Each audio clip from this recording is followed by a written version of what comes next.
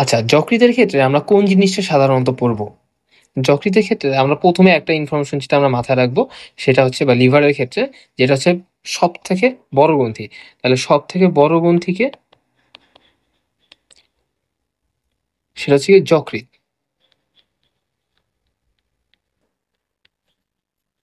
আচ্ছা, তাহলে ১ম এই আমরা এই ইনফরমেশনটা মাথায় রাখবো। তারপর আমরা মনে রাখবো এটাকে আমরা ডান খন্ড, বাম খন্ড ২ ভাগে ভাগ করতে পারি, অথবা এটা আমরা ৪ ভাগেও ভাগ করতে পারি। কোয়াড্রেট, কোয়াড্রেট এইভাবেও ভাগ করতে পারি। রাইট লোব, লেফট লোব এরকম ৪ টা লোবেও ভাগ করা যায়।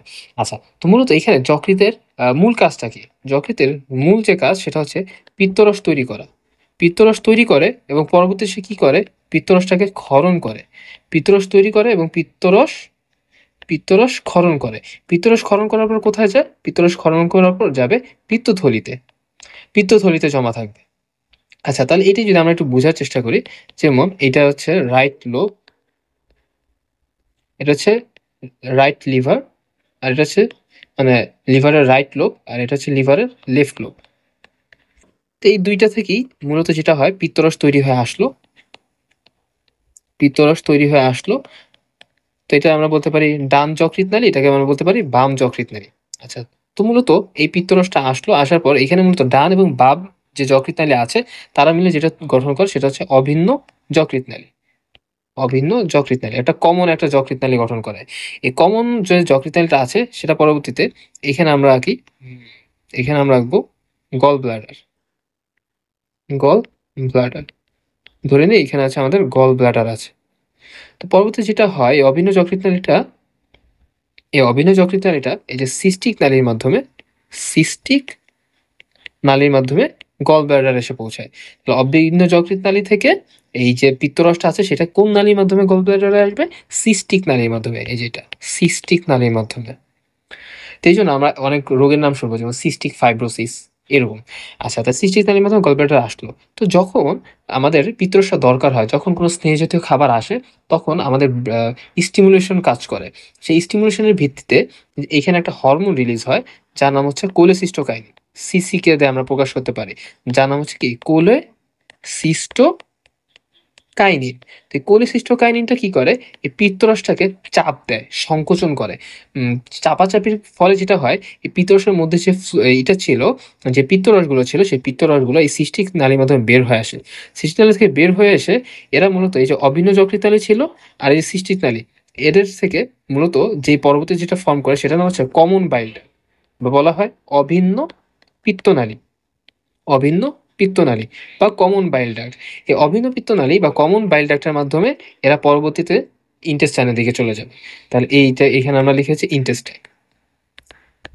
তাহলে ইন্টেস্টাইনে যখনই কোনো স্নেহ বা লিপিড জাতীয় খাবার আসে, তখন ওইখান থেকে স্টিমুলেশন পৌঁছায় এবং কোলেসিস্টোকাইনিন হরমোনটা রিলিজ হয়। কোলেসিস্টোকাইনিন হরমোন রিলিজ হলে সে কি করে? সে আবার গল ব্লাডারকে সংকোচন প্রসারণ বাড়ায় দেয়। পরে এখান থেকে পিত্তরসটা বের হয়ে ইন্টেস্টাইনে চলে আসে। তো ইন্টেস্টাইনে আরেকটা রস আছে। ইন্টেস্টাইনে আরেকটা কি রস আছে? প্যানক্রিয়াটিক রস আছে প্যানক্রিয়াস থেকে।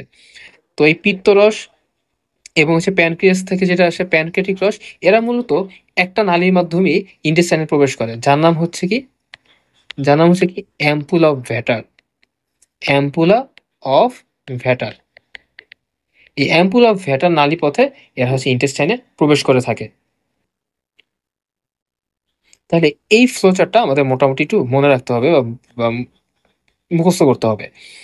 তো মুখস্থ করার দরকার নেই, আমরা জাস্ট এই পার্টটুকু যদি আমরা বুঝে থাকি তাহলেই হবে। বাট এমসিকিউর জন্য খুব বেশি ইম্পর্টেন্ট না। বাট কখনো কখনো যদি এসে থাকে যে নিচের কোনটি সঠিক নয় বা সঠিক, সেক্ষেত্রে যেন আমরা এটা অ্যান্সার করতে পারি। আচ্ছা, এরপর আমাদের আলোচনার বিষয় হচ্ছে যকৃতের আবরণীর নাম কি? যকৃতের আবরণীর নাম হচ্ছে গ্লিসন্স ক্যাপসুল। এর সাথে আমরা অন্যান্য যে আবরণীগুলো আছে সেই আবরণীর নামগুলো আমরা পড়ে ফেলবো। গ্লিসন্স ক্যাপসুলের সাথে অন্যান্য যেমন কিডনির আবরণের নাম কি, ব্রেনের আবরণের নাম কি, যেমন মেনিনজেস, হার্টের আবরণের নাম কি, লাংসের আবরণের নাম কি, ইত্যাদি। আর এই যকৃতের যে গঠন, যখন আমরা আণুবীক্ষণিক গঠনে যাব, তখন দেখবে এর মধ্যে কিছু কথা আছে। যেমন যকৃতের যে সেল, সেই সেলগুলোর নাম কি? হেপাটোসাইট। যকৃতের সেলগুলোর নাম কি? হেপাটোসাইট। তো যকৃৎ রিলেটেড কথাগুলোই দেখবো হেপাটিক। যেমন যকৃৎ ফেইলড হয়েছে, সেটাকে বলা হয় কি? Hepatic failure. আচ্ছা, তো যকৃতের মধ্যে সাধারণত কি থাকবে? লোবিউল থাকে। যকৃতের মধ্যে সাধারণত কি থাকে? অনেক ধরনের লোবিউল থাকে। এই লোবিউলগুলোর মধ্যেই মূলত এই হেপাটোসাইটগুলো থাকে। তারপর যকৃতের মধ্যে আরো যেগুলো থাকবে সাইনোসয়েড থাকবে। সাইনোসয়েড। সাইনোসয়েড হচ্ছে কি যকৃতের মধ্যে ফাঁকা স্থান যেগুলোর মধ্যে দিয়ে রক্ত পাস করতে পারে ফাঁকা স্থান দিয়ে। তো সাইনোসয়েডকে ঘিরেই মূলত কাফার সেলগুলো থাকে। সাইনোসয়েডকে ঘিরেই মূলত এই কাফার সেলগুলো থাকে, যেটাকে কি বলা হয়? যকৃতের ম্যাক্রোফেজ বলা হয়। যকৃতের ম্যাক্রোফেজ বলা হয়। আর এরা মূলত কি করে? কাফার সেল বা যকৃতের ম্যাক্রোফেজ, এরা হচ্ছে এদের মধ্যে দিয়ে, এরা আশপাশ দিয়ে যখন রক্ত যায় তখন এরা যেটাগুলো করতে পারে, একদিকে হচ্ছে আরবিসিও ভ্রমণ করতে পারে, আরবিসিও ভাঙতে পারে, এবং আরেকটা যে জিনিস করতে পারে এরা, সেটা হচ্ছে এই যে যে জীবাণু আছে সেই জীবাণুগুলোকে ধ্বংস করতে পারে ফ্যাগোসাইটোসিস প্রক্রিয়ায়। ম্যাক্রোফেজের কাজ কি? ফ্যাগোসাইটোসিস প্রক্রিয়ায় জীবাণু ধ্বংস করা। তো মূলত যকৃৎ ছোটবেলায়, অর্থাৎ আমরা যখন একদম অবস্থায় থাকি, সেই অবস্থায়, ইনফ্যান্ট অবস্থায়, সেই ক্ষেত্রে যকৃৎ থেকে ব্লাড তৈরি হয়, রক্ত তৈরি হয়। এরপর যখন আমরা প্রাপ্তবয়স্ক হই বা শিশু অবস্থা থেকেও যকৃৎ থেকে মূলত কি হয়? যকৃতে মূলত আরবিসির ভাঙনই হয়ে থাকে। আচ্ছা, আর এই ভাঙনের কাজটা করে থাকে কে? এই যে কাফার সেল বা ম্যাক্রোফেজগুলো। এরপর আমরা যকৃতের কাজে আসবো। যকৃতের কাজ।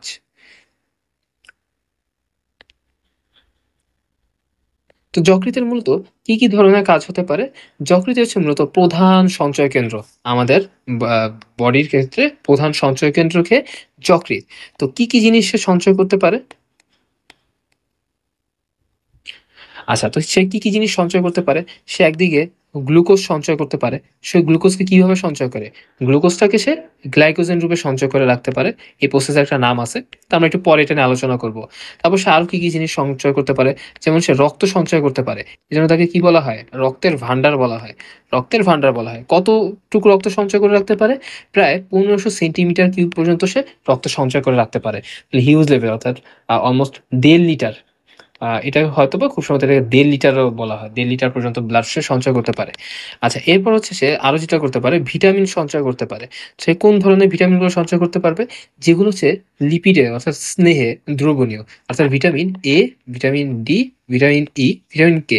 এটা হচ্ছে কি স্নেহে দ্রবণীয়। এই লিপিডের দ্রবণীয় যে ভিটামিনগুলো আছে এগুলোকে সে সঞ্চয় করতে পারে। আর পানির দ্রবণীয় যে ভিটামিনগুলো আছে সেগুলো সে সঞ্চয় করতে পারে, যেমন ভিটামিন B12 এবং B9। B12 এর নাম হচ্ছে কোবালামিন, যেটা দরকার নাই। আর B9 এর একটা নাম আছে, সেটা হচ্ছে ফলিক অ্যাসিড। এই B12 এবং B9 এরা কিসেকে হেল্প করে? এরা হচ্ছে মূলত আরবিসি তৈরিতে হেল্প করে। তাহলে এরা রক্ত তৈরিতে হেল্প করে। আচ্ছা, তো এই ২ টা জিনিস আমরা পড়লাম যে কোন, কোন ভিটামিন। একটা হচ্ছে স্নেহজাতীয় ভিটামিন, আর হচ্ছে এই যে পানিতে দ্রবণীয় যে ভিটামিন। তো এদেরকে সঞ্চয় করে রাখতেছে। আর ভিটামিন সি যেটা আছে এটাও কিছু পরিমাণে সে সঞ্চয় করতে পারে। আচ্ছা, আর কি, কি জিনিস সঞ্চয় করে এখানে? সাধারণত এখানে সে কিছু পরিমাণে যকৃৎ পিত্তরসও সঞ্চয় করে। মূলত বাইলটা গল ব্লাডারের মধ্যেই বা পিত্তথলির মধ্যে বাইলগুলা আসলে বা পিত্তরসগুলা সঞ্চিত হয়ে থাকে। আচ্ছা, তো সঞ্চয়ী ভূমিকাগুলো আমরা দেখলাম। এরপর আমরা যাব বিপাকীয় ভূমিকা।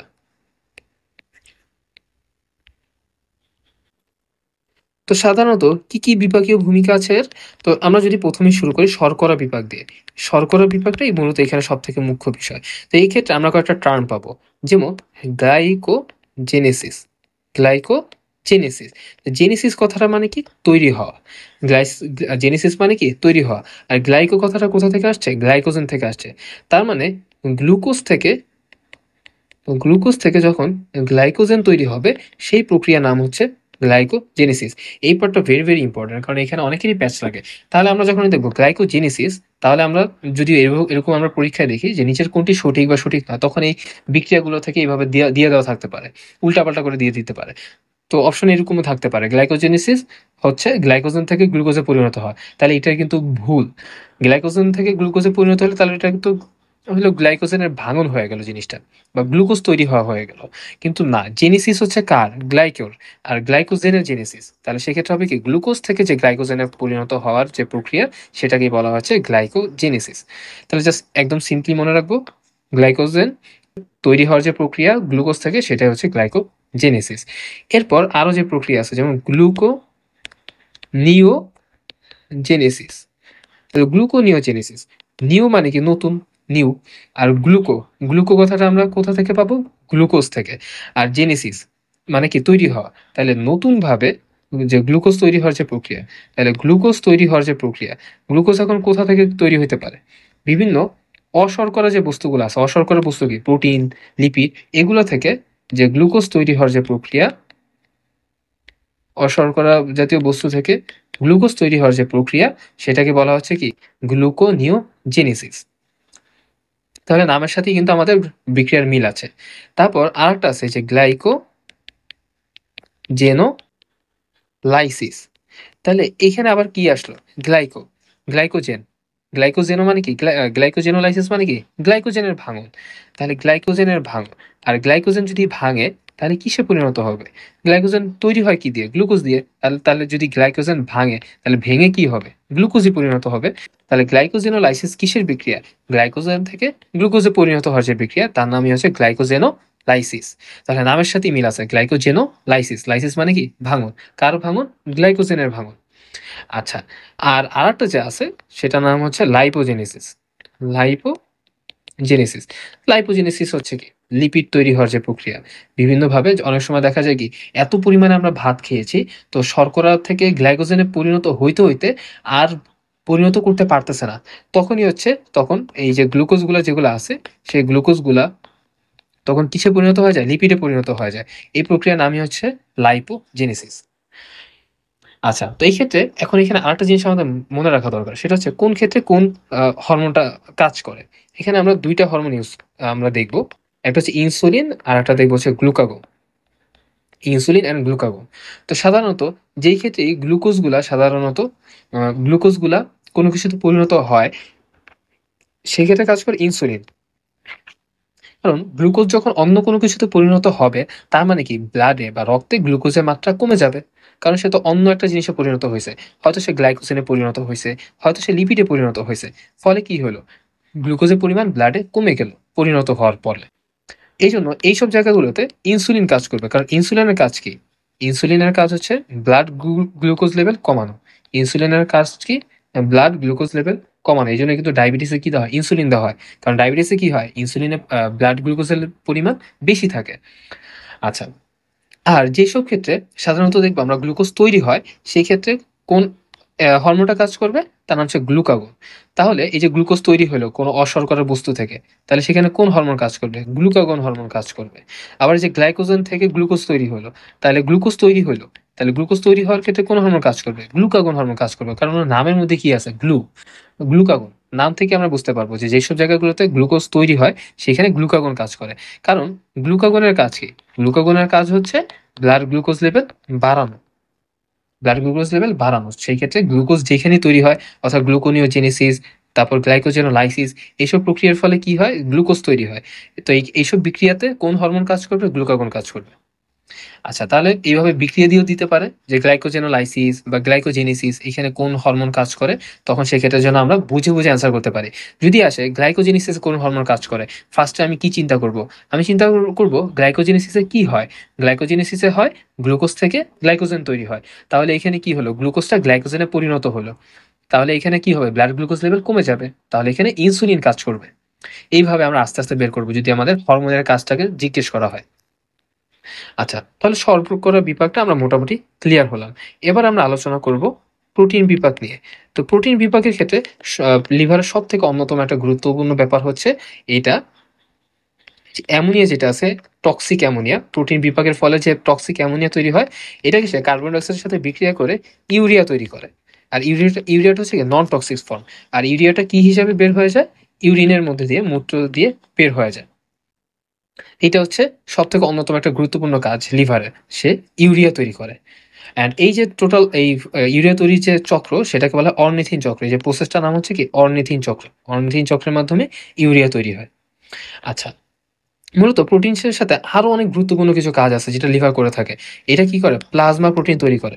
Plasma protein. তো প্লাজমা প্রোটিন, এক ধরনের প্লাজমা প্রোটিন কি আছে? Clotting factor. এক ধরনের প্লাজমা প্রোটিনের নাম কি? Clotting factor. তো এই ক্লটিং ফ্যাক্টরগুলো কোথায় তৈরি হয়? লিভারে তৈরি হয়। তাহলে আমাদের যদি লিভার ড্যামেজ হয় বা কিছু হয়, তাহলে সেক্ষেত্রে কিন্তু আমাদের ব্লাড ক্লটিং যেটা আছে সেটা হ্যাম্পার হবে, বাধাগ্রস্ত হবে। আচ্ছা, তো প্লাজমা প্রোটিন কি কি হতে পারে? যেমন অ্যালবুমিন, তারপর আহ, গ্লোবিউলিন। তো গ্লোবিউলিনের ক্ষেত্রে একটা এখানে এক্সেপশন আছে। গামা গ্লোবিউলিনটা গামা গ্লোবিউলিনটা লিভার তৈরি করে না। এইটা অনেক গুরুত্বপূর্ণ একটা এমসিকিউ যে নিচের কোনটি লিভারে তৈরি হয় না? গামা গ্লোবিউলিন লিভারে তৈরি হয় না। তাছাড়া বাকি যত প্লাজমা প্রোটিন আছে সকল প্লাজমা প্রোটিন মানে অ্যালবিউমিন, গ্লোবিউলিন, ট্রান্সফেরিন ট্রান্সফেরিন তারপর সেরুলোপ্লাজমিন, লিপোপ্রোটিন, সেরুলোপ্লাজমিন, লিপোপ্রোটিন ইত্যাদি যত ধরনের প্লাজমা প্রোটিনগুলো আছে এগুলো সবই কিন্তু তৈরি হয়েছে লিভারে, শুধু গামা গ্লোবিউলিন ব্যতীত। আচ্ছা, এবং প্রোটিনের মধ্যে হরমোনও তো এক ধরনের প্রোটিন, তাই না? আমরা এখানে বললাম প্লাজমা প্রোটিনের কথা বললাম, ক্লটিং ফ্যাক্টরের কথা বললাম, এগুলো তৈরি করে। আর এক ধরনের হরমোন তৈরি করে যেটা লিভারে তৈরি হয়। কোন হরমোনটা এখানে তৈরি হয়? তার নাম হচ্ছে অ্যানজিওটেনসিন। অ্যানজিওটেনসিন। তো মূলত এটা অ্যানজিওটেনসিনোজেন রূপে থাকে। অ্যানজিওটেনসিনোজেন রূপে থাকে, ইনঅ্যাক্টিভ ফর্মে থাকে। এটাকে পরবর্তীতে অ্যাক্টিভ করে। অ্যাক্টিভ ফর্মেট হচ্ছে অ্যানজিওটেনসিন। অ্যান্ড এই অ্যাক্টিভ করে যে এনজাইম তার নাম হচ্ছে রেনিন। অ্যান্ড রেনিনটা আসে কোথা থেকে? লিভার, কিডনি থেকে। আর এই অ্যানজিওটেনসিনের কাজ কি? এটা মূলত হচ্ছে ব্লাড প্রেশারটাকে নিয়ন্ত্রণ করে। এটা মূলত ব্লাড প্রেশারটাকে নিয়ন্ত্রণ করে। তাহলে আমরা দেখতেছি লিভারের প্রচুর বিভাগীয় ক্ষমতা আছে। সে শর্করা, প্রোটিন, লিপিড এইগুলো বিভাগ করে। লিপিড বিভাগেরও প্রধান কেন্দ্র কিন্তু হচ্ছে যকৃৎ। তো মূলত আমরা এখন একটু বইতে আসি। বইতে আমরা মূলত গঠনগুলো নিয়ে হালকা আলোচনা করছি। আমাদের এই বিভাগীয় জায়গা থেকে সব থেকে বেশি প্রশ্ন এসে থাকে। যেমন আমরা এই এমসিকিউ গুলো পড়ে ফেলবো। যেমন এই যে যকৃৎ হচ্ছে দেহের প্রধান সঞ্চয় কেন্দ্র, এই টাইপের কথাগুলো পড়বো। তারপরে যে ইনসুলিন কোন ক্ষেত্রে কাজে লাগতেছে, গ্লাইকোজেনেসিসে কাজে লাগতেছে, তারপরে যে রক্তের ভান্ডার হিসেবে কাজ করে, এগুলো কিন্তু আমরা অলরেডি বলে এসেছি। তা আমরা একটু বিপাকীয় পার্টে চাই। বিপাকীয় পার্টে যখন আমরা যাব তখন দেখবো যে শর্করা বিপাকটাকে সে কিভাবে করে থাকে। শর্করা বিপাকটা তো মূলত সে ব্লাডে কত মিলিগ্রাম গ্লুকোজ নিয়ন্ত্রণ করে। প্রতি 100 ঘন সেন্টিমিটারে 90 মিলিগ্রাম গ্লুকোজ সে নিয়ন্ত্রণ করে। যদি গ্লুকোজ সে কমে যায় তখন সে গ্লাইকোজেনটাকে ভাঙে। ফলে কি হবে? গ্লুকোজের মাত্রা বেড়ে যাবে। আবার যদি গ্লুকোজের মাত্রা বেড়ে যায় ব্লাডে, তখন সে গ্লুকোজটাকে গ্লাইকোজেনে পরিণত করে ফেলবে। ফলে ব্লাডের গ্লুকোজ যে মাত্রা সেটা আবার স্বাভাবিক হয়ে যাবে। এই কাজটাই আমরা দেখছি গ্লাইকোজেনোসিস, গ্লাইকোজেনোলাইসিস, গ্লুকোনিওজেনেসিস এই প্রক্রিয়াগুলোতে ক্ষেত্রে। অ্যান্ড এই প্রক্রিয়ার ক্ষেত্রে দুইটা হরমোন এখানে খুব হেল্প করে থাকে, ইনসুলিন আর একটা হচ্ছে গ্লুকাগন। আচ্ছা, এ দেখো গ্লুকোনিওজেনেসিস কোন হরমোন কাজ করতেছে, এগুলো আমরা পড়ে ফেলবো। এবং কি হচ্ছে এখানে, এই প্রক্রিয়া কি হচ্ছে গ্লুকোনিওজেনেসিসে, যে গ্লুকোজ বা শর্করাজাত খাদ্য তৈরি হচ্ছে। আচ্ছা, এগুলো আমরা পড়ছি। এরপর আমরা আরেকটু আগে প্রোটিন বিপাকের এখানে আমরা বললাম, ইউরিয়ার কথা বললাম, প্লাজমা প্রোটিন সংশ্লেষের কথা বললাম, হরমোন তৈরির কথা আমরা বললাম। তারপর লিপিড বিপাকের ক্ষেত্রে আমরা বললাম যে যকৃৎ হচ্ছে লিপিড বিপাকের প্রধান কেন্দ্র। তো এগুলো আমরা শিখলাম। এরপর আরবিসির সাথে সম্পৃক্ত জিনিসটা আমরা বললাম যে সাধারণত ভ্রূণ দেহে আরবিসি যকৃতই তৈরি হয় বা লিভারে তৈরি হয়। কিন্তু পরবর্তীতে কিন্তু উল্টা হয়ে যায়। পরবর্তীতে আমাদের প্রাপ্তবয়স্কে বা শিশু দেহে একটা পর্যায় থেকে আরবিসিটা লিভারে ভাঙা শুরু হয়। আচ্ছা, তো লিভারে যখন ভাঙে, কে ভেঙে থাকে? তা আমি আগেই বললাম যে ম্যাক্রোফেজ বা লিভারে যে ম্যাক্রোফেজ, যার নাম হচ্ছে কি কাফফার সেল। তো এই কাফফার সেলটাই হচ্ছে মূলত এই হিমোগ্লোবিনকে ভাঙে। এবং হিমোগ্লোবিনকে কাফফার সেল যখন ভাঙে তখন দুইটা পার্ট আমরা পাই, একটা হচ্ছে হিম আর একটা হচ্ছে গ্লোবিন। তো গ্লোবিনটা হচ্ছে মূলত প্রোটিন, তো এটা মূলত আবার রিসাইকেল হয় পরবর্তীতে আরবিসি তৈরির জন্য। আর হিম যে পোর্শনটা আছে সেটাকে আবার আরও ভাঙা হয়। ভাঙার পর প্রথমে যেটা হয় সেটা হলো বিলিভার্ডিন। এই বিলিভার্ডিনটাই পরবর্তীতে বিলি রুবিনে কনভার্ট হয়। এবং এইখান থেকে পরবর্তীতে এটা ইউরিনের মাধ্যমে বিভিন্ন প্রক্রিয়ার মাধ্যমে আর কি পরবর্তীতে ইউরিনের মাধ্যমে বা মলের মাধ্যমে এক্সিট হয়ে যায়। আচ্ছা, তো এইখানে একটা বিষয় আমাদের মনে রাখতে হবে, এই হিম পার্টে একদিকে যেমন একটা বিলিরুবিনে কনভার্ট হচ্ছে, হিমটাকে ভেঙে আমরা আরেকটা জিনিস পাই, সেটা হচ্ছে আয়রন। এই আয়রনটাকে সে ফেরিটিন আকারে যকৃৎ জমা করে রাখে, যেন সে পরবর্তীতে যখন আবার আরবিসি তৈরি করার প্রয়োজন হবে তখন যেন সে আয়রনটাকে সাপ্লাই দিতে পারে। এই কথাটা কোথায় আছে? যে এখানে আয়রন ফেরিটিন রূপে দেহে সঞ্চিত থাকে বা যকৃতে সঞ্চিত থাকে। তাহলে ফেরিটিনের সঞ্চয় আমরা পেলাম, হরমোনের ভাঙন আমরা পাবো। এই যে এখানে কি কি হরমোনের ভাঙন হয়? টেস্টোস্টেরন, অ্যালডোস্টেরন অনেক দ্রুত ধ্বংস হয়ে যায়। আচ্ছা, তারপরে যে টক্সিন বা বিষ অপসারণ, তাপ উৎপাদন ইত্যাদি জিনিসগুলো আমরা পড়ে ফেলবো। এরপর আসি যকৃতের যে নিঃসরণ, পিত্তরস সব থেকে ইম্পর্টেন্ট একটা কাজ। তো পিত্তরস দেখতে কেমন হয়? পিত্তরস সাধারণত যে হলদে সবুজ হয়, আঠালো হয় আর তিতা স্বাদ হয়, এবং এটাকে এক ধরনের ক্ষারীয় তরল। এই পিত্তরস অন অফ দা কাজ হচ্ছে এটা অন্ত্রের মধ্যে আন্তরিক যে এনজাইমগুলো আছে সেগুলো যেন ভালো কাজ করতে পারে, এই জন্য একটা ক্ষারীয় পরিবেশ বিরাজ করে, ক্ষারীয় পরিবেশ বজায় রাখে। তো এর ক্ষারীয় পিএইচটা কত? 8 থেকে 8.6। এই পিত্ত লবণ কি আছে? Sodium taurocholate, sodium glycocholate. তোমাদের জন্য খুব বেশি একটা ইম্পর্টেন্ট না এই পার্টগুলো, কিন্তু পিত্তরসের ক্ষেত্রে সব থেকে ইম্পর্টেন্ট যে জিনিসটা অবশ্যই তোমাদের মনে রাখতে হবে সেটা হচ্ছে ইমালসিফিকেশন। পিত্তরসের কাজ কি? বড় যে খাদ্য দ্রব্যগুলো আছে, স্নেহ দ্রব্য, সেটাকে ক্ষুদ্র ক্ষুদ্র স্নেহ দ্রব্যে পরিণত করে। এটা কাজই, এটার নামই হচ্ছে ইমালসিফিকেশন। এবং এই যে খাদ্য দ্রব্যগুলো যেগুলো আছে, পরবর্তীতে এগুলো মাইসিলি আকারে, মাইসিলি তৈরির মাধ্যমে শোষিত হয়ে যায় লিপিড জাতীয় খাবারগুলো। আচ্ছা, তোমরা পানির উপাদানগুলো পড়ে ফেলবে। পিত্তরসের পানির উপাদান কত, আন্ত্রিক রসের পানির উপাদান কত, অগ্ন্যাশয় রসের পানির উপাদান কত, এই জিনিসগুলো তোমরা পড়ে ফেলবে। এরপর আমরা অগ্ন্যাশয়ে আসি। তো অগ্ন্যাশয় আর এই যে পিত্তরস যেটা আছে, আমরা দুইটার ক্ষেত্রে আমরা দেখব এই যে পিত্তরস, পিত্তরস ডিউটেনামে কোন পথে উন্মুক্ত হয়? অ্যাম্পুল অফ ভ্যাটারের মাধ্যমে।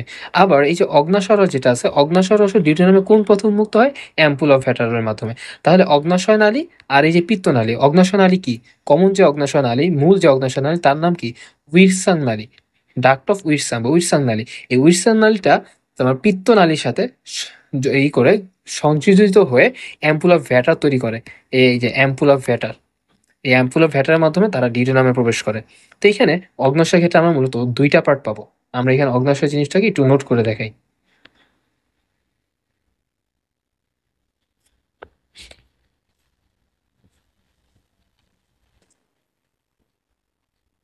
অগ্ন্যাশয় হচ্ছে যকৃতের মতো, অগ্ন্যাশয় হচ্ছে এক ধরনের মিশ্র গ্রন্থি। যকৃৎ পুরোপুরি মিশ্র গ্রন্থি না হলে অগ্ন্যাশয় ক্ষেত্রে একদম প্রতিষ্ঠিতভাবে অগ্ন্যাশয় একটা মিশ্র গ্রন্থি। আরো কি কি মিশ্র গ্রন্থি আছে? যেমন ডিম্বাশয় এবং শুক্রাশয়, এরা হচ্ছে কি মিশ্র গ্রন্থি। তো মিশ্র গ্রন্থি যেহেতু, তার মানে দুইটা পার্ট থাকবে। একটা হচ্ছে বহিঃখরা গ্রন্থি, বহিঃখরা গ্রন্থি, আর একটা নাম হচ্ছে সনাল গ্রন্থি। কেন সনাল গ্রন্থি? কারণ হচ্ছে এদের ক্ষেত্রে নালী থাকে, অ্যান্ড এই নালীর মাধ্যমে কি হয়? এরা এনজাইম রিলিজ করে, এনজাইম তৈরি করে এবং এনজাইম ক্ষরণ করে। আর অন্তঃক্ষরা যে গ্রন্থিগুলো আছে, এরা সাধারণত এদের কোনো নালিকা থাকে না। এদেরকে কি বলা হয়? নালীবিহীন গ্রন্থি বলা হয়। অন্তঃক্ষরা গ্রন্থিকে কি বলা হয়? নালীবিহীন গ্রন্থি বলা হয়। অ্যান্ড এই নালীবিহীন গ্রন্থিগুলো মূলত কি রিলিজ করে? হরমোন রিলিজ করে। আচ্ছা, তো মূলত অগ্ন্যাশয়ের ক্ষেত্রে এই যে বহিঃখরা বা সনাল গ্রন্থি থেকে যে এনজাইমগুলো রিলিজ হয়, সেগুলো আমরা জানি। প্যানক্রিয়াটিক এনজাইম বের হয়, লাইপোলাইটিক এনজাইম বের হয়, দেন কার্বোহাইড্রেট পরিপাককারী যে এনজাইমগুলো আছে, অর্থাৎ অ্যামিলোলাইটিক যে এনজাইমগুলো, সেগুলো বের হয়। তো কোন নালী পথে আসে সেটাকে আমরা শুনলাম ডাক্ট অফ উইটসাং বা উইটসাং নালীর মাধ্যমে আসে। আর এই যে এনজাইমগুলো যে তৈরি হয়, এই এনজাইমগুলো তৈরি হয় কোথায়? এগুলো তৈরি হয় অ্যাসিনাসে। তাহলে অগ্ন্যাশয়ের যে মূল যে এনজাইম তৈরি যে কারখানা বা জায়গা, সেটা হচ্ছে মূলত অ্যাসিনাস। আচ্ছা, এরপর আমরা এইখানে আসি, অন্তঃক্ষরা গ্রন্থিতে আসি। অন্তঃক্ষরা গ্রন্থিতে এই যে হরমোনগুলো তৈরি হয়, যেখানে তৈরি হয় সেই জায়গাটার নাম কি? Islets of Langerhans, islets of Langerhans. And এই যে দ্বীপপুঞ্জ, এটাকে বলে দ্বীপপুঞ্জের মতো দেখায়। এই দ্বীপপুঞ্জ আসলে মূলত কয়েকটা কোষের সমন্বয়ে গঠিত। এই দ্বীপপুঞ্জটা আসলে কয়েকটা কোষের সমন্বয়ে গঠিত। তো এখানে মূলত কি কি সেল থাকে? এখানে আলফা সেল থাকে। কত পার্সেন্ট আলফা সেল থাকবে? 20% আলফা সেল থাকবে। এন্ড এই আলফা সেলের কাজটা কি? আলফা সেলের কাজ হচ্ছে এরা গ্লুকাগন হরমোন রিলিজ করে। এরা কোন হরমোন রিলিজ করে? গ্লুকাগন হরমোন রিলিজ করে। আর কোন কোন সেল থাকবে? বিটা সেল থাকবে। বিটা সেল কত পার্সেন্ট থাকে? 50 থেকে 70% পর্যন্ত বিটা সেল থাকে। তাহলে বিটা সেলের পরিমাণটা কি? বেশি থাকে। আর বিটা সেলের কাজ কি? ইনসুলিন রিলিজ করা। এন্ড আমরা এই যে পড়লাম, লিভারে যে গ্লুকাগন ইনসুলিন কাজ করে কার্বোহাইড্রেট পরিপাকের জন্য, অর্থাৎ গ্লুকোনিওজেনেসিস, গ্লাইকোজেনোলাইসিস, এদের যে রোলটা আছে, অর্থাৎ ব্লাড গ্লুকোজ নিয়ন্ত্রণের ক্ষেত্রে গ্লুকাগন ইনসুলিনের যে রোলটা আছে, এই হরমোনটা আসতেছে কই থেকে? প্যানক্রিয়াস থেকে। তার মানে প্যানক্রিয়াসে যদি কোনো ঝামেলা হয়, তাহলে কিন্তু লিভার ব্লাড গ্লুকোজ নিয়ন্ত্রণের ক্ষেত্রে খুব বেশি ভূমিকা রাখতে পারবে না। আচ্ছা, এরপর আর কোন কোন সেল থাকে আলফা বিটা ছাড়া? আর একটা সেল থাকে, জানা হচ্ছে কি ডেল্টা সেল। এটা হচ্ছে কি ডেল্টা সেল। এই ডেল্টা সেল কত পার্সেন্ট থাকতে পারে? 10% পর্যন্ত থাকতে পারে। এই ডেল্টা সেলের কাজ কি? এই ডেল্টা সেলের কাজ হচ্ছে সোমাটোস্ট্যাটিন হরমোন রিলিজ করা, সোমাটোস্ট্যাটিন হরমোন রিলিজ করা। আর সোমাটোস্ট্যাটিন যেটা করে, এরা গ্লুকাগন হরমোন, ইনসুলিন হরমোন, সব ধরনের হরমোন রিলিজটাকেই সে কি করে? ইনহিবিট করে। সোমাটোস্ট্যাটিন সবার শত্রু, এটা মনে রাখবা। ও হচ্ছে কি সবার শত্রু, সব কাজে ও ইনহিবিট করবে। আচ্ছা, আর একটা সেল আছে যেটার নাম হচ্ছে কি গামা সেল। আর একটা নাম কি? Gamma sell. তো গামা সেলটা মূলত কি করবে? গামা সেলটা মূলত প্যানক্রিয়াটিক পলিপেপটাইড ক্ষরণ করবে, প্যানক্রিয়াটিক পলিপেপটাইড ক্ষরণ করবে। তো এইখানে মূলত এটা মূলত কত পার্সেন্ট থাকে? 3 থেকে 5% থাকে গামা সেলগুলো। তাহলে এই জিনিসগুলো যদি আমরা পড়ে ফেলতে পারি, তাহলে কিন্তু আমাদের পুরো চ্যাপ্টারটাই শেষ হয়ে যাবে। আর তেমন কোনো এখানে পড়া নেই। আমাদের মূলত ডাইজেশনের এই পর্যন্তই। আমরা গ্ল্যান্ডস গুলো পড়লাম ধীরে ধীরে। আমরা প্রথমে আমরা পরিপাক সম্পর্কে পড়লাম, কিভাবে কোথায় কি পরিপাক হয়ে থাকে। তারপর আমরা আস্তে আস্তে গ্ল্যান্ডস গুলো সম্পর্কে জানলাম, আমরা অঙ্গাণুগুলো সম্পর্কে জানলাম। এরপর আমরা এখানে মূল যে হরমোনগুলো আছে সেই হরমোনের কাজগুলো সম্পর্কে আমরা জানলাম। এরপর যখন আমরা এখানে আসবো, এই যে উম হরমোনাল যে কন্ট্রোল যেটা আছে বা নার্ভাস যে কন্ট্রোল, এই পার্টটা আসলে আমরা মোটামুটি রিডিং দেওয়ার চেষ্টা করব। আর এই যে গ্যাস্ট্রিন হরমোনের কাজ, সিক্রেটিন হরমোনের কাজ, এটা নিয়ে এখন আমরা আলোচনা করব। আচ্ছা, তাহলে এবার পরিপাকে কোন হরমোনের কি ভূমিকা আছে সেই ব্যাপারটা নিয়ে আমরা আলোচনা করব। আচ্ছা, পরিপাকে তাহলে কোন হরমোনের কি ভূমিকা আছে সেই টপিকটা নিয়ে আমরা এখন আলোচনা করব। তো মূলত আমাদের এখানে গ্যাস্ট্রিন, সিক্রেটিন, কোলেসিস্টোকাইনিন, সোমাটোস্ট্যাটিন, এই ৪ টা হরমোনের কাজটাই খুব বেশি গুরুত্বপূর্ণ। তাছাড়াও আরো কিছু আছে, যেমন এন্টেরোক্রাইনিন, এন্টেরোগ্যাস্ট্রিন, এন্টেরোকাইনিন, তারপর প্যানক্রিয়াটিক পলিপেপটাইড, এগুলোর কাজগুলো আমরা কিছুটা পড়ব। তো মূলত আমরা এখানে যেভাবে ভাগ করতে পারি পড়াটাকে, খুব সহজভাবে আমরা একটা চার্টের মধ্যে নিয়ে আসতে পারি। তো আমরা প্রথমে এরকম একটা ছক বানায় ফেলতে পারি। তারপর আমরা এখন হরমোনের নামগুলো লিখব। যেমন গ্যাস্ট্রিন কোথা থেকে গ্যাস্ট্রিন হরমোনটা কোথা থেকে নিঃসরণ হয়? পাকস্থলীর জি সেল থেকে। আচ্ছা, গ্যাস্ট্রিন হরমোনের কাজ কি? গ্যাস্ট্রিন হরমোন মূলত কাউকে ইনহিবিট করে না, অর্থাৎ কারো ক্ষরণ হ্রাস করে না, কিন্তু ক্ষরণ বৃদ্ধি করে। কি কি ক্ষরণ বৃদ্ধি করে? গ্যাস্ট্রিক গ্রন্থির বা গ্যাস্ট্রিক জুস যে নিঃসরণটা আছে সেটাকে সে বাড়ায় দেয়। এটিকে আমরা এখানে প্লাস দ্বারা বুঝাইছি, স্টিমুলেট করে বা উদ্দীপ্ত করে বা ক্ষরণ বাড়ায় দেয়। আর একটা হচ্ছে কি এইচসিএল ক্ষরণটাকে সে বাড়িয়ে দেয়। আচ্ছা, তাহলে গ্যাস্ট্রিনের কাজটা গেল। এবার আমরা আসি সিক্রেটিন। সিক্রেটিন কোথা থেকে নিঃসরণ হয়? সিক্রেটিন মূলত ডিউডেনামের যে মিউকোসা লেয়ার আছে, সবগুলোই সাধারণত মিউকোসা লেয়ার থেকে হবে, কারণ মিউকোসা লেয়ারই মূলত গ্ল্যান্ডস গুলো থাকে। যত রকমের গ্ল্যান্ডস গুলো আমরা দেখবো, অন্তঃক্ষরা হোক বহিঃক্ষরা গ্ল্যান্ডস গুলো হোক, সবগুলো আসলে মিউকোসা লেয়ারে থাকে। আচ্ছা, তো সিক্রেটিন রিলিজ হচ্ছে কোথা থেকে? ডিউডেনাম থেকে। তো সিক্রেটিন মূলত কাউকে ইনহিবিট করে না, কিন্তু এটা অগ্ন্যাশয় রস যেটা আছে সেটাকে স্টিমুলেট করবে বা উদ্দীপ্ত করবে। ফলে কি হবে? অগ্ন্যাশয় রসের যে ক্ষরণটা আছে, সে অগ্ন্যাশয় রসের ক্ষরণটাকে বাড়ায় দিবে। আর এই সিক্রেটিন হচ্ছে প্রথম আবিষ্কৃত হরমোন। সিক্রেটিন হচ্ছে প্রথম আবিষ্কৃত হরমোন। এই এমসিকিউটা প্রায় আসে, প্রথম আবিষ্কৃত হরমোন কোনটা। সিক্রেটিনের আরো একটা কাজ আছে। সিক্রেটিনের একটা হচ্ছে অগ্ন্যাশয় একটা কাজ করে, পাকস্থলীর ক্ষেত্রে সে কিছু কাজ করে।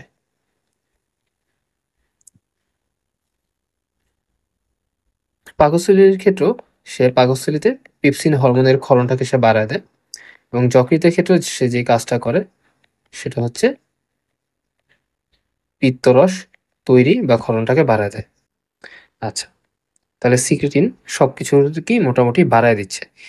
আচ্ছা, এরপর তৃতীয়ত আমরা যেটা পড়বো সেটা হচ্ছে কোলেসিস্টোকাইনিন, যার আর একটা নাম হচ্ছে প্যানক্রিওজাইমিন। কোলেসিস্টোকাইনিন আর প্যানক্রিওজাইমিন। তো এইটা আসলে কোথা থেকে নিঃসরণ হবে? এগুলো ক্ষুদ্রান্ত থেকে নিঃসরণ হবে। ডিউডেনামও কিন্তু ক্ষুদ্রান্তের পার্ট, কিন্তু সিক্রেটিনটা আমরা স্পেসিফিক ভাবে ডিউডেনাম থেকে বেশি পাই। আর যাদের ক্ষেত্রে আমরা স্পেসিফিক মেনশন করবো না, ডিউডেনাম জেজুনাম নিলাম, তাদেরকে আমরা অ্যাভারেজে আমরা ক্ষুদ্রান্ত বলে থাকবো। আচ্ছা, তো কোলেসিস্টোকাইনিনের মেইন কাজ হচ্ছে, এটাও মূলত অগ্ন্যাশয় রসটাকে উদ্দীপ্ত করবে। এটাও মূলত অগ্ন্যাশয় রসটাকে উদ্দীপ্ত করবে, অগ্ন্যাশয় রস ক্ষরণটাকে বাড়ায় দিবে, এবং পিত্তথলি থেকে পিত্তরসের যে ক্ষরণটা আছে সেটাকে ওই যে সংকোচন প্রসারণের মাধ্যমে বাড়ায় দিবে, পিত্তরসের ক্ষরণটাকেও বাড়ায় দিবে। আচ্ছা, এরপর আমরা ৪ নাম্বার আমাদের ইম্পর্টেন্ট যে হরমোনটা ছিল সেটা নিয়ে আলোচনা করব, সোমাটোস্ট্যাটিন। সোমাটোস্ট্যাটিনটাও এই ক্ষুদ্রান্ত থেকেই রিলিজ হয়। ক্ষুদ্রান্তের ডিউডেনামের যে ডি সেল আছে, ডিউডেনামের যে ডি সেল, ডি কোষ থেকে সোমাটোস্ট্যাটিনটা আসে। তাছাড়া পাকস্থলী থেকেও কিছুটা আসে, বাট মূলত আমরা ক্ষুদ্রান্তের ডিউডেনামের ডি কোষটাকে আমরা ধরবো মেইন সোর্স হিসেবে। তো সোমাটোস্ট্যাটিনের কাজ কি? সোমাটোস্ট্যাটিন সকল ধরনের, ও কোনো কিছু স্টিমুলেট করে না, ও সকল ধরনের ক্ষরণকে হ্রাস করে। তো কি কি ক্ষরণ আছে? যেমন অগ্ন্যাশয় রসের ক্ষরণ, তারপর হচ্ছে গ্যাস্ট্রিক জুসের ক্ষরণ, গ্যাস্ট্রিক জুসের ক্ষরণ। তো এই যে জুস বা রস, যত রকমের রস আছে সেগুলো ক্ষরণটাকে হ্রাস করে সোমাটোস্ট্যাটিন। তাহলে আমরা এই পর্যন্ত একটা সামারি করতে পারি, সেটা হচ্ছে গ্যাস্ট্রিন যে শুধুমাত্র গ্যাস্ট্রিক জুসের নিঃসরণটাকে বাড়ায় দেয়, সেল ক্ষরণটাকে বাড়ায় দেয়। কোলেসিস্টোকাইনিন বা প্যানক্রিওজাইমিন সে মূলত অগ্ন্যাশয় রসের ক্ষরণটাকে বাড়ায় দেয়, পিত্তরসের ক্ষরণটাকে বাড়ায় দেয়। আর সিক্রেটিন সে ২ টারই বাড়ায় দেয়। অর্থাৎ অগ্ন্যাশয় রসের ক্ষরণও বাড়ায় দেয়, যকৃতের পিত্তরস ক্ষরণও বাড়ায় দেয়, পাকস্থলীর যে পেপসিন হরমোন নিঃসরণের হার সেটাকেও বাড়ায় দেয়। সবই বাড়ায় দেয় মোটামুটি। আবার সোমাটোস্টেরন সে সবগুলোরই কমায় দেয়। অগ্ন্যাশয় রস ক্ষরণও কমায় দেয়, গ্যাস্ট্রিক জুস ক্ষরণও কমায় দেয়। তাহলে আমরা মোটামুটি এই ৪ টা যদি একসাথে পড়ি তাহলে আমরা মোটামুটি রিলেট করতে পারবো। এবার আমরা আসি যে কি জিনিস গ্যাস্ট্রিক জুস ক্ষরণে ইনহিবিট করে। তো এই নামের মধ্যেই আছে যেমন জিআইপি। জিআইপির ফুল ফর্ম কি? Gastric inhibitory peptide. ইনহিবিটরি মানে কি? বাধা দেয়। তার মানে গ্যাস্ট্রিনের যে কার্যক্ষমতা আছে বা গ্যাস্ট্রিক জুস ক্ষরণ যেটা আছে সেটাকে বাধা দিবে। তার আরেকটা নাম হচ্ছে অ্যান্টেরোগ্যাস্ট্রান। এর আরেকটা নাম হচ্ছে কি? অ্যান্টেরোগ্যাস্ট্রান। তাহলে এটার কাজ কি? গ্যাস্ট্রিক জুস ক্ষরণে বাধা দিবে। তাহলে এটা গ্যাস্ট্রিক জুস ক্ষরণে বাধা দিবে। এরকম আরো আছে যেমন আ ভিআইপি, জিআইপি, তারপর হচ্ছে ভিআইপি, ভ্যাসোএক্টিভ ইন্টেস্টিনাল পলিপেপটাইড। এরাও গ্যাস্ট্রিক জুস ক্ষরণে বাধা দিবে। এবার আমরা এমন একটা ইসে আসি যেটা হচ্ছে প্যানক্রিয়াটিক জুস ক্ষরণে বাধা দিবে। শুধুমাত্র প্যানক্রিয়াটিক জুস ক্ষরণে বাধা দিবে। সেটার নাম হচ্ছে প্যানক্রিয়াটিক পলিপেপটাইড। যার মূল উৎস হচ্ছে কি?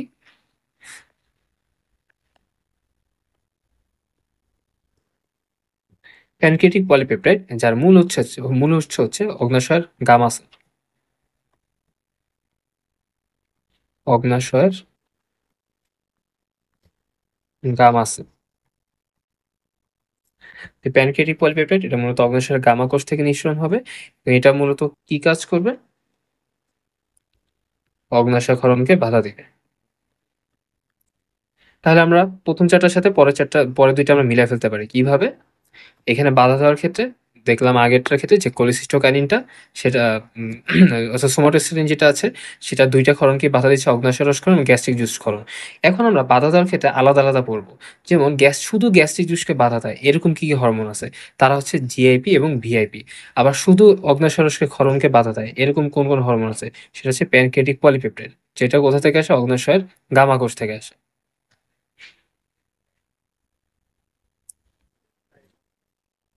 তাহলে আমাদের মূলত এই কয়েকটা ৬ টা হরমোনের নাম পড়লেই হয়ে যাবে আশা করা যায়। এগুলোর মধ্যে থেকে ইনশাআল্লাহ কমন আসবে আশা করা যায়। এরপর আমরা আলোচনা করব আ এই যে পুরা চার্টটা আছে এটা আমরা একদম শুরুতেই আলোচনা করেছি। এরপর আমরা শোষণ নিয়ে আলোচনা করব। শোষণের মূল ব্যাপারটা হচ্ছে কি? ডাইজেশন তো হলো। ডাইজেশন হলেই তো হবে না। এটা আমাদের কোষ পর্যন্ত পৌঁছাতে হবে। তো ডাইজেশন হওয়ার পর এই যে খাদ্যসার যেটা আছে সেটা আন্টিক এপিথেলিয়াম থেকে ১ম এ কোথায় যাবে? রক্তে যাবে এবং রক্তের মাধ্যমে রক্ত বা লসিকার মাধ্যমে পরবর্তীতে তারা কোষে যাবে। এই যে রক্ত বা লসিকা তারা যাবে এই প্রক্রিয়াটাকে বলা হয় শোষণ। তো এক্ষেত্রে ২ ভাবে শোষণ হতে পারে। কখনো শক্তি লাগতে পারে সেক্ষেত্রে সক্রিয় শোষণ বলা হয়। আবার শক্তি না লাগলে সেটাকে বলা হয় নিষ্ক্রিয় শোষণ ইত্যাদি। এখন শোষণের ক্ষেত্রে কোথায় শোষণ হয় সবথেকে বেশি? এটা আমাদের জানতে হবে। মূলত পাকস্থলীতে খুব বেশি একটা শোষণ হয় না। পাকস্থলীতে খুব বেশি একটা শোষণ হয় না। কারণ সে পাকস্থলীতে ভিলাই থাকে না। এখন বলা হচ্ছে ভিলাই কি? এই যে এটা হচ্ছে ভিলাই। আমরা যদি চিন্তা করি এই যে এরকমভাবে প্রাচীরগুলা এরকম অভিক্ষেপের মতো আঙুলের অভিক্ষেপের মতো ভাঁজ হয়ে থাকে। এগুলাকে ভিলাই বলা হয়। এই অভিক্ষেপের মতো ভাঁজের ফলে যেটা হয় এরা মূলত পৃষ্ঠকে বাড়ায় দেয়। এই যে পরিশোষণের জন্য বা শোষণের জন্য যে পৃষ্ঠতলের দরকার সেই পৃষ্ঠতলটাকে বাড়ায় দেয় বা ক্ষেত্রফলটাকে বাড়ায় দেয়। ফলে শোষণের পরিমাণটা অনেক বেড়ে যায়। এই যে ভিলাই হচ্ছে পরিশোষণের একক। ভিলাই যাদের থাকবে মূলত ক্ষুদ্রান্তে এবং বৃহদন্ত্রে ক্ষুদ্রান্তে মূলত আমরা ভিলাইগুলো পেয়ে থাকি। ক্ষুদ্রান্তে বিশেষ করে ডিউডিনাম, জেজুনাম, ইলিয়ামে বিশেষ করে জেজুনাম এবং ইলিয়ামে আমরা ভিলাইগুলো পেয়ে থাকি। এজন্য ক্ষুদ্রান্তে ডিউডিনাম মূলত ক্ষরণের সাথে যুক্ত। এ মূলত বিভিন্ন এনজাইমের ক্ষরণ করবে, তারপর দেখা যাবে ডাইজেস্ট করবে অর্থাৎ হজম করবে। কিন্তু জেজুনাম আর ইলিয়াম মূল শোষণের কাজে জড়িত। কারণ এখানে মূলত ভিলাইগুলা থাকে এবং বেশি পরিমাণে শোষণ করে। আচ্ছা তাহলে ডিউডেনামে খাবার পরিপাক হয় এবং জেজুনাম ইলিয়ামে কি হয়? শোষণ হয়ে থাকে। তো এই যে ভিলাইগুলো আছে এদের মধ্যে আবার আরো কিছু এই আঙুলের মতো যে ভাঁজগুলো আছে এদের মধ্যে আবার আরো ক্ষুদ্র কিছু ভাঁজ হয়। যে সূক্ষ্ম বিক্ষেপ হয়। এগুলাকে কি বলা হচ্ছে? মাইক্রোভিলাই বলা হয়। এই মাইক্রোভিলাইগুলো একত্রিত কি গঠন করে? ব্রাশ বর্ডার গঠন করে। তাহলে মূলত আমরা বুঝবো যে ক্ষুদ্রান্তের আবরণ ভাঁজ হয়ে যে আঙুলের অভিক্ষেপ দেখায় বা আঙুলের অভিক্ষেপ গঠন করে তাকে কি বলে? ভিলাই বলে। আর ভিলাই কি পরিশোষণের একক। এই ভিলাই হচ্ছে আরো ক্ষুদ্রতর আ যে অভিক্ষেপ সৃষ্টি করে তাকে বলা হয় মাইক্রোভিলাই। আর এই মাইক্রোভিলাই গুলো মিলে একত্রিত হয়ে পরবর্তীতে কি করে? একটা ব্রাশ বর্ডার সৃষ্টি করে এবং এরা শোষণতলটাকে আরো বাড়ায় দেয়। আচ্ছা, তো সাধারণত যেগুলো লিপিড জাতীয় খাবার, লিপিড জাতীয় যে খাবারগুলো আছে সেগুলো মূলত ল্যাকটিলের মাধ্যমে শোষিত হয়ে লসিকাতন্ত্রে প্রবেশ করে। আর ওইগুলো ব্লাডে যায় না। আর শর্করা বা প্রোটিন জাতীয় যে খাবারগুলো আছে সেগুলো ব্লাডের মাধ্যমে শোষিত হয়। এবার হচ্ছে কার্বোহাইড্রেট বা শর্করা শোষণ কোথায় হয়? ক্ষুদ্রান্তে জেজুনামে হয়। তারপর প্রোটিন শোষণ কোথায় হয়? এই ক্ষুদ্রান্তে ডিউডিনাম এবং জেজুনাম অংশ হয়। কিছু অংশ ডিউডিনামে হয়, বেশিরভাগই জেজুনামে হয়। তাহলে মূলত জেজুনামই আমরা দেখব যে জেজুনামই মূল খাদ্যসারগুলো শোষিত হয় জেজুনামের মধ্যেই। এরপর আমরা যখন লিপিড শোষণে আসবো তখন আমরা দেখব এখানে মূলত পিত্ত লবণ সাহায্য করে লিপিড শোষণে। সেক্ষেত্রে এখানে মাইসিলি ফর্ম হয় ফার্স্টে, পরবর্তীতে কাইলোম্যাক্রন ফর্মেশন হয় এবং কাইলোম্যাক্রনের মাধ্যমে ল্যাকটিয়াল নালীর মাধ্যমে ল্যাকটিয়ালের মাধ্যমে এটা সারা দেহে বা লসিকা তন্ত্রের মাধ্যমে সারা দেহে পৌঁছায় যায়। এখানে একটা এমসিকিউ আছে যে থাইরয়েড গ্রন্থি থেকে থাইরক্সিন হরমোন নিঃসরণ হয়। এই থাইরক্সিন হরমোনটা আমিষ শোষণের ক্ষেত্রে নিয়ন্ত্রণ করে, আমিষ শোষণটাকে বাড়ায় দেয়। এই এমসিকিউটা আমরা মনে রাখবো। থাইরয়েড গ্রন্থি থেকে থাইরক্সিন হরমোন নিঃসরণ হয় যেটা কি আমিষ শোষণের সাথে সম্পর্কিত, আমিষ শোষণটাকে বাড়ায় দেয়। আচ্ছা, এবার সে পানি শোষণ নিয়ে। পানি শোষণের ক্ষেত্রে ক্ষুদ্রান্তই মূল পানি শোষণ করে, বৃহদন্ত্র না। এটা আমাদের খেয়াল রাখতে হবে। আমরা এই লাইনটা যেটা দেখি ৭০ থেকে ৮০% পানি বৃহদন্ত্র শোষণ ঘটে সেটা কিসের? ক্ষুদ্রান্ত পানি শোষণের পর অবশিষ্ট যে পানি আছে তার ৭০ থেকে ৮০% পানি শোষণ করে বৃহদন্ত্র। মূল পানির ৭০ থেকে ৮০% বৃহদন্ত্র শোষণ করে না। তো এইটুকু আমরা শুধুমাত্র এইটুকু দেখে আমরা অনেক সময় কনফিউজড হয়ে যাই যে বৃহদন্ত্রই মনে হয় পানি শোষণ বেশি করে। না, ক্ষুদ্রান্তই মূল পানি শোষণের স্থান। আচ্ছা, এরপর আমরা যাব ভিটামিন শোষণ। ভিটামিন কোথায়, কোথায় শোষিত হবে? মূলত চর্বিত দ্রবণে যে ভিটামিনগুলো আছে অর্থাৎ vitamin A, vitamin D, vitamin E, K অর্থাৎ এডেক, এগুলো মূলত ক্ষুদ্রান্তে ভিলাই শোষিত হবে। মূলত সব ভিটামিনগুলোই ক্ষুদ্রান্তে শোষিত হবে। কিন্তু যেগুলো পানিতে দ্রবণীয় সেগুলো আবার ইলিয়ামে বেশি শোষিত হবে। অর্থাৎ ডিউটেনাম, জেজুনাম, ইলিয়াম, ইলিয়াম পার্টটাতে পানিতে দ্রবণীয় ভিটামিনগুলো বেশি শোষিত হবে। তাহলে এই পার্টটাতে আমরা একটু খেয়াল রাখবো। এরপর এখানে এন্ড প্রোডাক্ট গুলো আছে, যেমন গ্লুকোজ ফাইনালি কি করে? শক্তি উৎপাদন করে আর গ্লাইকোজেন হিসেবে জমা থাকতে পারে। অ্যামিনো অ্যাসিড কি করে? প্রোটিন গঠন করে এবং পরবর্তীতে ইউরিয়া উৎপাদন হয়ে ইউরিয়া হিসেবে বের হয়ে যায়। আর ফ্যাটি অ্যাসিড ও গ্লিসারল কি করে? চর্বি গঠন করে অথবা শক্তি উৎপাদনে সাহায্য করে। আচ্ছা, এবার আসি আমরা বৃহদন্ত্র। বৃহদন্ত্রের মূল কাজ এখানে কি? বৃহদন্ত্রে মূলত পানি শোষিত হয় এবং এখানেই আমাদের মূলত খাবারগুলা থেকে মল তৈরি হয়। তো এখানে মূলত কয়েকটা অংশ আছে। ৩ টা অংশ আমরা মেইনলি পাবো। সিকাম, কোলন এবং মলাশয়। আবার এই কোলনের মধ্যে আমরা আরো কিছু অংশ পাবো। যেমন ঊর্ধ্বগামী কোলন যেটা উপরে যাচ্ছে, অনুপ্রস্থ কোলন যেটা প্রস্থ বরাবর যাচ্ছে, নিম্নগামী কোলন, সিকাম বা সিগময়েড কোলন। নাহলে সিকাম না, সিগময়েড কোলন। এগুলো আমরা পেলাম। আচ্ছা, এখানে সিকামের সাথে অর্থাৎ অ্যাপেন্ডিক্স কোথায় থাকে? এমসিকিউটা প্রায় আসে। সিকামের সাথে মূলত অ্যাপেন্ডিক্সটা থাকে। আবার অনেক সময় এরকমের প্রশ্ন আসে, নিচের অ্যাপেন্ডিক্স নিচের কোনটির অংশ নয়? আচ্ছা, এবার আমরা আসবো বৃহদন্ত্রে একটা ইম্পোর্টেন্ট কাজ হয়। সেটা হচ্ছে বৃহদন্ত্রের মধ্যে অনেক ব্যাকটেরিয়া থাকে, মিথজীবী ব্যাকটেরিয়া থাকে। যারা কি করে যে গাজন প্রক্রিয়ার মাধ্যমে বা ফার্মেন্টেশন প্রক্রিয়ার মাধ্যমে এই খাবারটাকে কি করে পচানো হয় বা খাবারটাকে হচ্ছে আরো আ নমনীয় করা হয়। যেন এগুলাকে আমরা খুব সহজে এক্সিট করে দিতে পারি বা বের করে দিতে পারি মল হিসেবে। তো এইখানে এই যে এইগুলো আছে, মিথজীবী যে ব্যাকটেরিয়াগুলো আছে তাদের অন্যতম একটা রোল হচ্ছে তারা ভিটামিন কে এবং ভিটামিন B12 এর ফল এবং ফলিক অ্যাসিড তৈরি করে।